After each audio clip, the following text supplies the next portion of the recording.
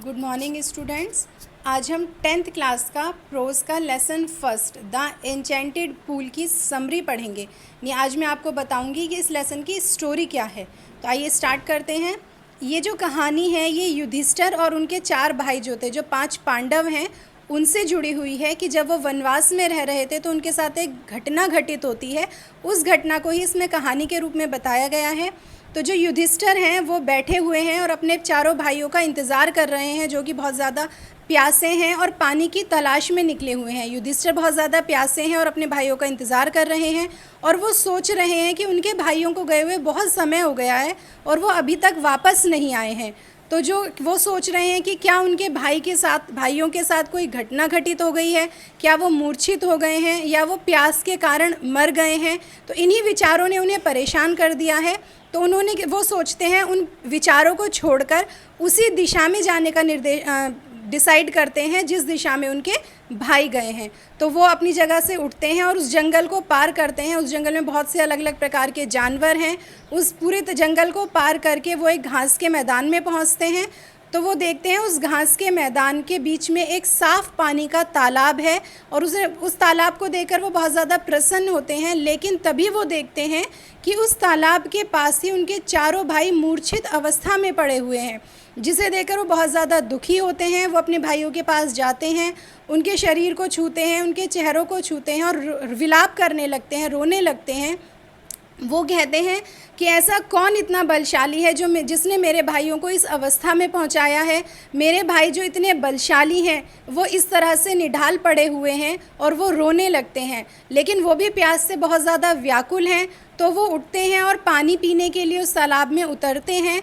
लेकिन जैसे ही वो उस तालाब में उतरते हैं उन्हें एक आवाज़ सुनाई देती है। उन्हें कोई दिखाई नहीं देता है, केवल एक आवाज़ आती है और वो आवाज़ कहती है कि ठहर जाओ, तुम अपने भाइयों के जैसी गलती मत करो। जो गलती तुम्हारे भाइयों ने की उसे तुम मत करो।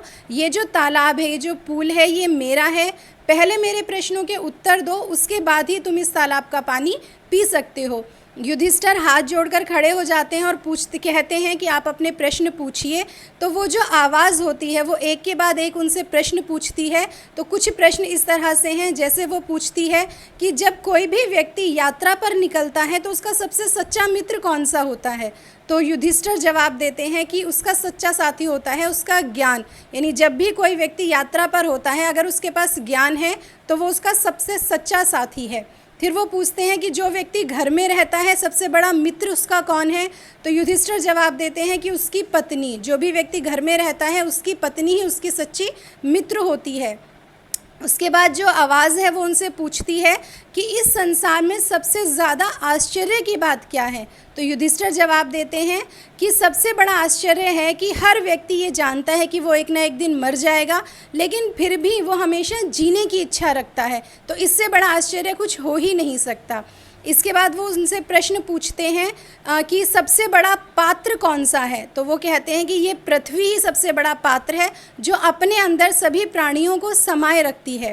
तो उसके बाद वो पूछते हैं कि ऐसी कौन सी वस्तु है जिसको त्यागने से मनुष्य सबके द्वारा प्रिय हो जाता है। तो युधिष्ठिर जवाब देते हैं कि यदि व्यक्ति अपना घमंड त्याग दे तो वो सभी के द्वारा प्रिय हो जाता है। फिर वो युधिष्ठिर जो यक्ष हैं, जो आवाज़ है, वो उनसे प्रश्न पूछती है कि किस चीज़ से जो मनुष्य है वो सबसे ज़्यादा बड़ा बनता है, उच्च बनता है, अपने ज्ञान से, अपने अच्छे आचरण से या अपने कुल से। तो जो युधिष्ठिर हैं वो जवाब देते हैं कि यदि मनुष्य हर प्रकार का ज्ञान भी प्राप्त कर ले लेकिन वो अच्छा आचरण ना करे तो वो मनुष्य ज्ञानी नहीं कहलाता। और अच्छे कुल में पैदा होने के बावजूद उसके पास अच्छा आचरण नहीं है तो भी वो ज्ञानी नहीं है। केवल अच्छे आचरण वाला व्यक्ति जो सबके साथ अच्छा व्यवहार करता है वही व्यक्ति ज्ञानी होता है। तो इसी तरह से जो यक्ष हैं वो उनसे एक के बाद एक बहुत से प्रश्न पूछते हैं और युधिष्ठिर बहुत ही शालीनता के साथ उनके सभी प्रश्नों के जवाब देते हैं।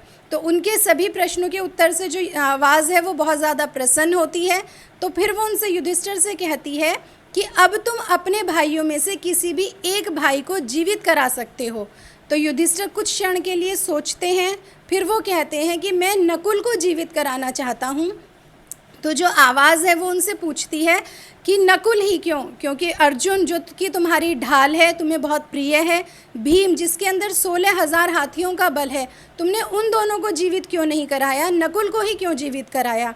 तो युधिष्ठिर जवाब देते हैं कि मनुष्य का धर्म ही उसकी ढाल है, अगर मनुष्य धर्म के रास्ते पर चलता है वही उसकी ढाल है, अर्जुन या भीम किसी की ढाल नहीं हो सकते। मेरे पिता की 2 पत्नियां थी, एक कुंती और एक माधुरी।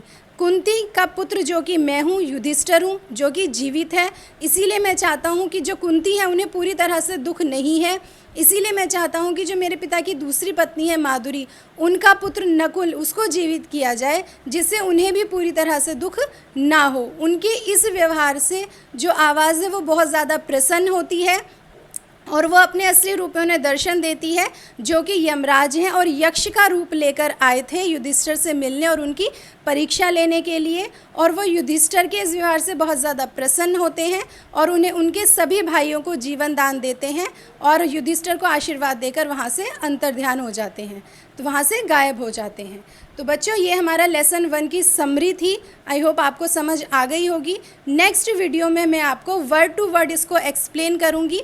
तब तक आप समरी समझें, स्टोरी समझें, जिससे आपको पता चलेगा इस कहानी में होता क्या है। इसके बाद हम नेक्स्ट वीडियो में वर्ड टू वर्ड इसको एक्सप्लेन करेंगे, उसको समझेंगे। तब तक के लिए गुड बाय, थैंक यू।